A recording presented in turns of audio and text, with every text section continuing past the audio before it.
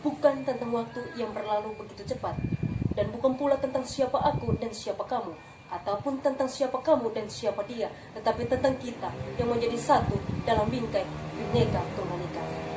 Selamat siang dan salam sejahtera untuk kita semua. Assalamualaikum warahmatullahi wabarakatuh. Salam, Om Swastiastu, Namo Buddhaya, salam kebajikan, salve. Yang terhormat Pimpinan Badan Nasional Penanggulangan Terorisme dan Pimpinan Forum Koordinasi Penanggulangan Terorisme bersama jajarannya, yang saya hormati panitia penyelenggara acara, Dewan Juri yang arif lagi bijaksana, dan rekan-rekan peserta lomba pidato dimanapun berada, serta salam santun saya bagi warga Indonesia dari Sabang sampai Merauke, dari Miangas sampai Pulau Rote.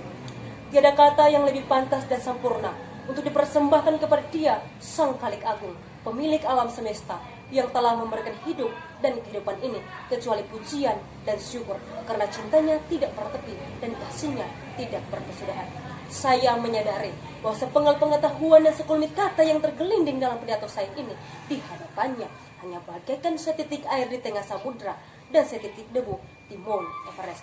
Oleh karena itu, izinkanlah saya sejenak, Nasya Seuk Nahak dari Universitas Timur, untuk menyampaikan pidato saya dengan tema Generasi Muda sebagai Agen Menjaga Pancasila. Hadirin yang saya hormati, perjalanan bangsa Indonesia telah mencapai usia yang sudah sangat matang, 74 tahun Indonesia merdeka, dan tinggal selangkah lagi bangsa Indonesia akan memasuki usia yang ke-75 tahun.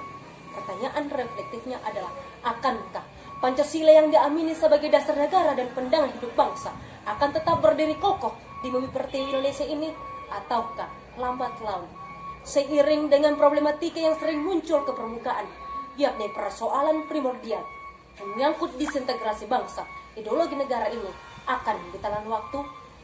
Ini adalah tanggung jawab generasi muda untuk selalu menjaga keutuhan Pancasila dan kesaktian Pancasila agar selalu berjaya di bumi pertiwi Indonesia ini.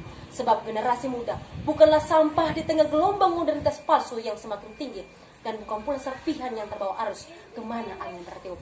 Tetapi generasi muda adalah pahlawan yang selalu berdiri dengan kebenaran di bawah selimut Sang Merah Putih. Sebab Pancasila merupakan kunci utama dalam merealisasikan cita-cita luhur bangsa Indonesia untuk menjadi bangsa yang disegani dan berdaulat secara utuh. Hadirin yang saya banggakan, hari ini korupsi merajalela, kebijakan tumpang tindih, penerapan hukum tak tanggung-tanggung, tidak profesional, maraknya penempatan tenaga kerja yang tidak sesuai dengan prinsip the right man on the right place, dan konflik kepentingan yang menunjukkan sikap diskriminatif dan represif. Ternyata tidak hanya itu, penyebaran berita hoaks pun sudah menjadi kebiasaan, dan sikap diskriminatif maupun intoleransi sudah merajalela di bumi pertiwi Indonesia ini. Sikap arogansi sukuisme maupun menyangkut perbedaan keyakinan kini sangat rentan memunculkan konflik antara sesama bangsa. Pengaruh globalisasi yang meracuni anak muda Indonesia dengan segala kemudahannya terpengaruh oleh kebebasan seks dan narkotika. Beginikah aplikasi dari nilai-nilai Pancasila yang kita aktualisasikan dalam kehidupan kita sehari-hari? Ingat bahwasannya nilai-nilai Pancasila tidak pernah mengajarkan seseorang untuk berlaku bodoh di hadapan Tuhan dan sesamanya. Maka sudah saatnya kita kembali kepada haluan yang sebenarnya, yakni ajaran moral dan agama. Sahabat-sahabat segenerasiku, generasi muda harus dibekali dengan sikap moral dan mental yang kuat agar mampu menghadapi segala tantangan yang semakin kompleks. Hal itu dapat kita tempuh melalui pengembangan komunitas ilmiah, penanaman pendidikan kepemimpinan pemuda secara rasional yang bersifat nasionalis, pluralis, dan demokratis dalam berbagai aspek kehidupan bangsa, membangun kematangan berpikir generasi muda, membangun regenerasi dan kaderisasi pemimpin yang berpijak pada fair competition, dan membangun pemuda yang berjiwa kritis dan konstruktif terhadap pemerintah yang sedang berkuasa.